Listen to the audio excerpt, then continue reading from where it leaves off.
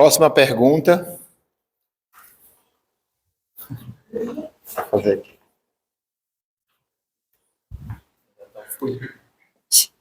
Boa tarde, seu Marcos. Meu nome é Nicole, essa bobeira Mirim Doce. Muita gente fala que o agro precisa cuidar do meio ambiente. O senhor acha que o produtor rural está ajudando a proteger a natureza? Eu não tenho a menor dúvida disso, Nicole. Hoje o produtor rural aqui no Brasil, pela lei ambiental que a gente tem, que é o maior, o Código Florestal mais rígido que tem no planeta hoje é o do Brasil. Nós temos basicamente 3 biomas, tá? Nós temos o bioma da Mata Atlântica, que obriga o produtor a manter 20% da sua área de reserva legal.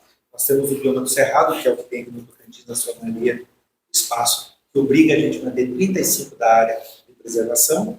E tem o bioma amazônico, que a gente é obrigado a manter 80% da área por reserva legal. Então, assim, o produtor hoje já de alguns anos, já vou falar aí há 40 anos já para cá, entendeu que preservar o solo dele, a terra dele, a floresta dele, é preservar o seu trabalho. Tá? Porque é como você, assim, quem depende de uma moto para entregar comida, fazer o delivery, o pedir, eu vou querer aqui, né? Se ele não tiver o instrumento de trabalho dele, que é a moto dele, em dia, ele não vai poder entregar, fazer as entregas, não vai poder receber. A mesma coisa é o agricultor.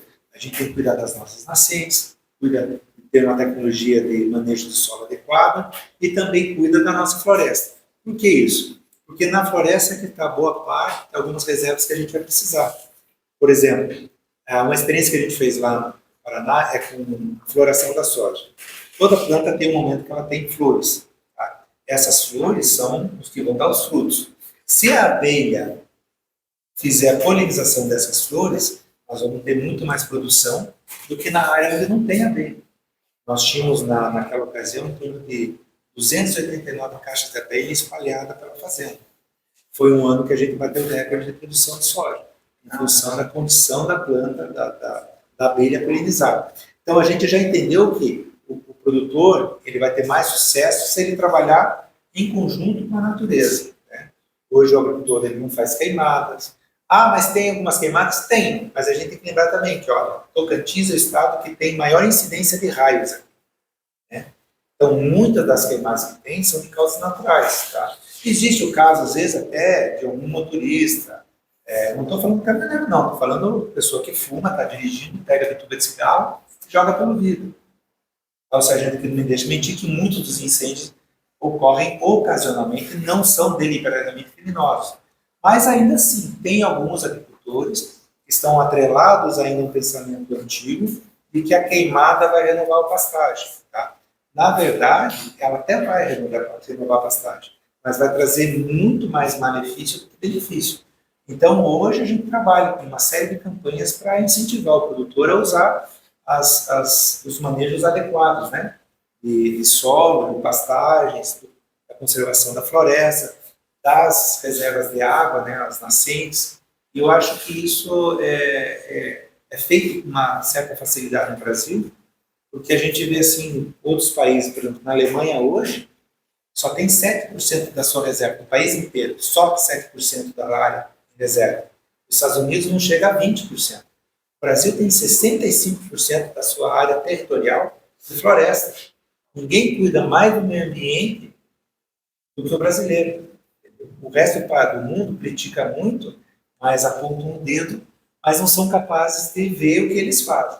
Na França, não tem 11% mais de floresta. Os grandes países que tentam sabotar o agronegócio são os países que menos cuidaram do meio ambiente e passam por dificuldades hoje. Muito interessante trazer essa comparação com outros países, né? Porque quando a gente vê muitas vezes uma reportagem, um vídeo, a gente acha que a gente não está cuidando, né? E é muito, muito interessante. Não sabia disso aí. Então, a gente muito interessante. cuida muito bem, sim, sabe? E vai continuar cuidando, porque a gente entende que é da terra que a gente tira o sustento. E a gente só vai conseguir ser um país do primeiro mundo quando a gente conseguir tirar tudo que a gente tem, todo o potencial para poder expandir, né? Vender para fora, atender o mundo. Próxima pergunta.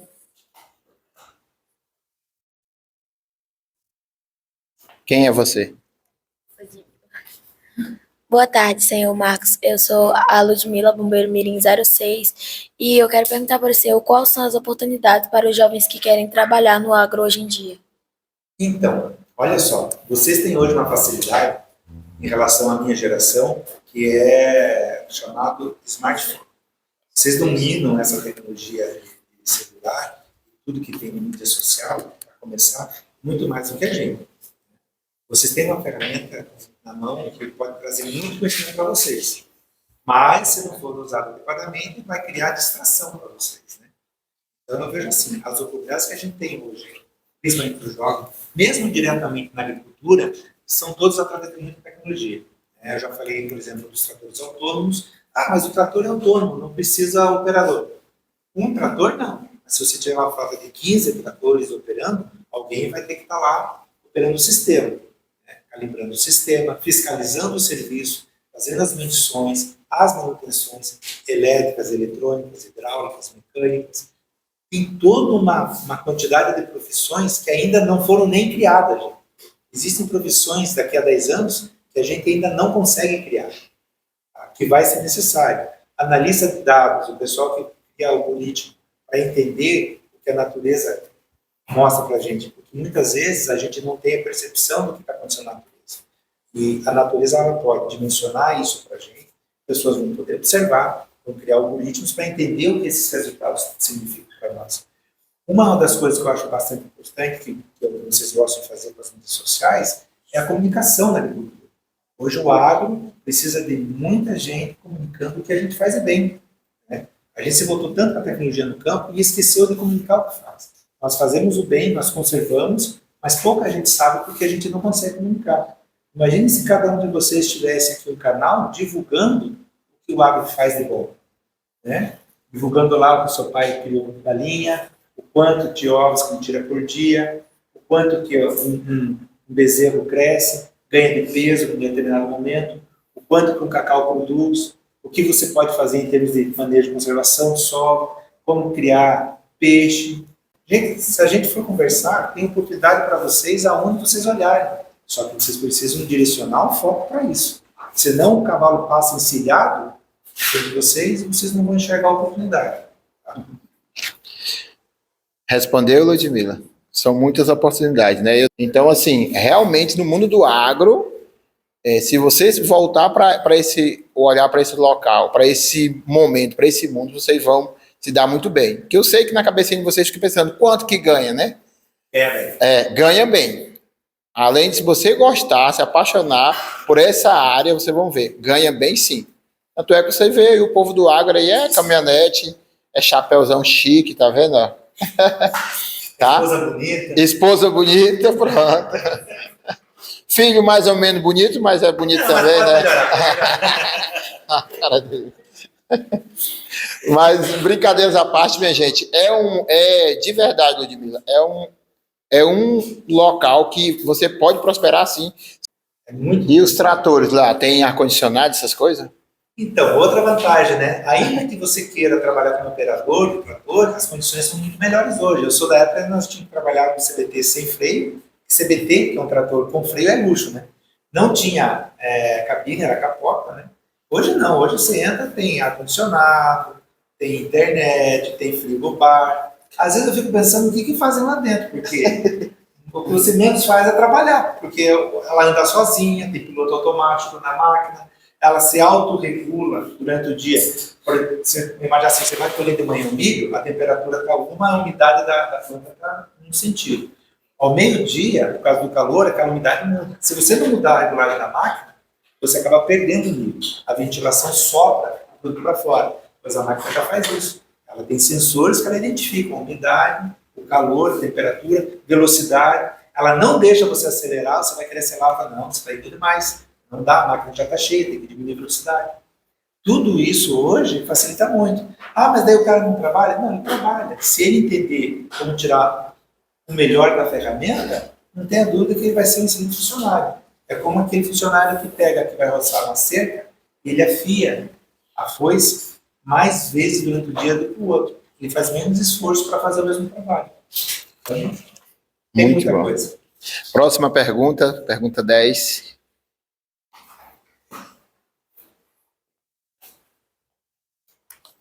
Boa tarde, senhor Marcos. Eu sou o Carlos Emanuel, 07 do curso.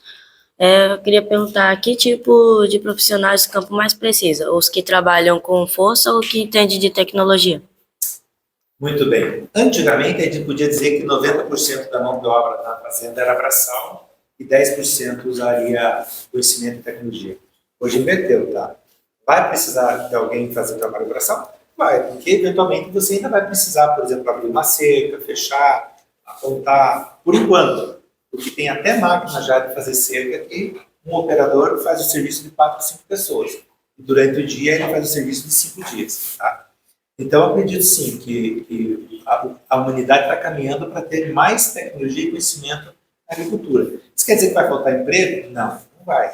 Porque parte do pessoal que está desenvolvendo essa tecnologia justamente está fazendo fora da porteira. Está no laboratório estudando tudo isso, tentando transformar o sonho, a ideia, em uma realidade, né? A gente tem, assim, por exemplo, pessoas se incomodando que, já que não tem maquinário porque todo mundo é caro, por que não desenvolver um software onde eu possa compartilhar o equipamento? Eu tenho meu equipamento, terminei minha planta, jogo na nuvem lá, dizendo, olha, minha máquina está, por enquanto, sem trabalho nos próximos 60 dias. Daí você vai lá, acessa, não, o Marcos está perto de mim, vou mandar buscar e vou trabalhar com essa máquina. E vou pagar para o Marcos, porque você não quer comprar a máquina, acha que é muito cara a máquina, mas você arrenda de mim. Então, isso é uma forma de você trabalhar com água sem necessariamente estar operando a máquina. E eu posso, inclusive, contratar alguém temporário. O sistema de trabalho está diferente. O CLT, aquela pessoa que vai trabalhar 40 horas por semana, vai deixar de existir. Eu acredito que vai ser todo mundo empreendedor. Você vai contratar o teu trabalho por hora. Eu vou trabalhar tantas horas de colheita esse ano, com tantas horas de pulverização. Eu acredito que no futuro vai ser mais ou menos sentido. E cada vez a mão de obra mais cara, porque vocês vão ser tecnificados, vocês vão estar preparados para isso. Boa tarde, senhor Marcos. Meu nome é Gabriel, número 16. O senhor é o pai de bombeiro mirim. Que conselho o senhor tem para a gente conquistar nossos sonhos, realizar? O primeiro dele é sonhar, né? Você ter o objetivo e sonhar. Tá? Tudo começa com um sonho, tudo começa com uma vontade de realizar alguma coisa. Mas só sonhar sem realizar não adianta. Então você tem que trabalhar, tem que estudar, tá? Tem que conhecer a você mesmo, tá? O ambiente que você está inserido, ver, estudar suas limitações e superar suas limitações, né? Se hoje você aprendeu, não era assim quando a gente aprende uma tabuada, você aprende a tabuada do 2, coisa do 3. Quando você está dominando, você parte para 5, para 4, 5. Eu sou de uma geração que a gente aprendia a tabuada até no 15. E faço conta de cabeça até hoje. Tá? Então você tem que superar os seus limites. Eu acho assim, que você ter foco, autoconhecimento e sabedoria para entender que toda dificuldade que existe, ela existe para ser superada. Você não pode desanimar. Não deu certo a primeira vez? Tenta a segunda. Te deram uma rasteira, a vida te deu uma rasteira, levanta, cabeça erguida e bora para frente. Tá? Pedra que rola não cria limo. Então você não pode ficar parado.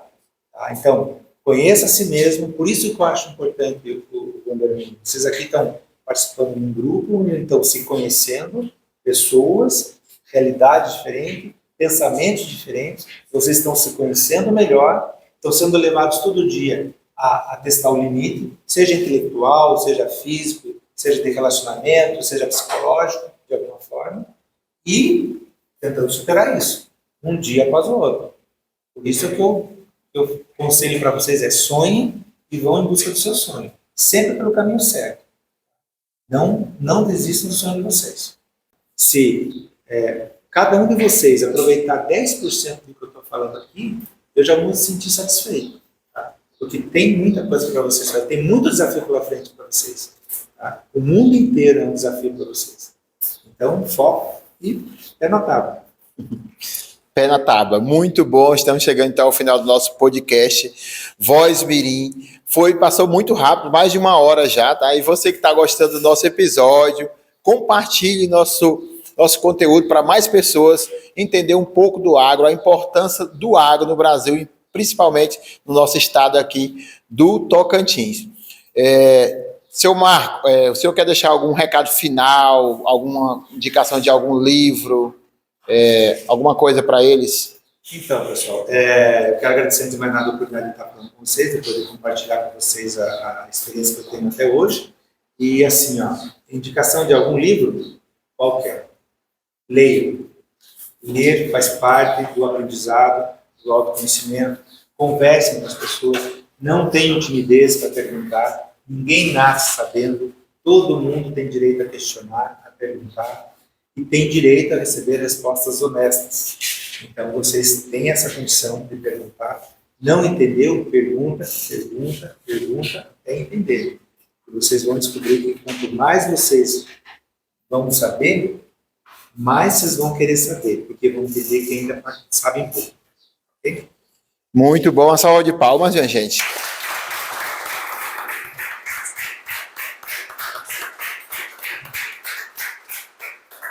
Até as palmas estão concatenadas, né? Tem um bombeiro mirim que fez aqui um desenho do momento do nosso podcast. Traz aqui para explicar um pouco. Feio, rapaz. Vamos ver se deixa. Abre aqui. Vou convidar a esposa do nosso palestrante para ajudar aqui a abrir e participar da entrega para ela lá ajudar. E você explica aqui o que você desenhou. Boa tarde, meu nome é Everson, sou o bombeiro Mirim 21 e eu desenhei aqui o que estava acontecendo, desenhei ele explicando as coisas, as cadeiras, desenhei um trator que representa o agro, desenhei ali em cima um pequeno desenho do rio misturado com a terra e o agropecuária, e foi isso. E também tem isso daqui também. Muito bom, muito bom. E cadê o palestrante? Está lá, de chapéu? Tá bem aqui explicando. Que chique. Dá de presente lá para ele. Palmas para ele, minha gente. Muito obrigado.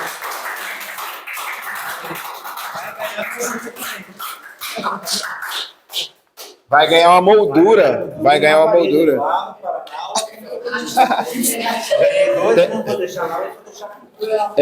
Só para a gente terminar, a gente vai fazer uma jornada e eu quero convidar o senhor, tá? Aqui ao vivo no nosso podcast, para essa jornada o senhor participar, pelo menos aí de 12 a 14 horas com essa criançada aí no mato. Pode ter certeza, até porque vai ser meu aniversário, bem no dia da jornada. Vai ser a comemoração, então. Vai ter. O senhor vai com a gente? Vou, junto. Pronto, sair 4h40 da manhã. Esquenta a cabeça, estamos aqui. Passar por pata, como diz a turma. Muito bom, muito bom. Então, até o próximo episódio, se Deus quiser.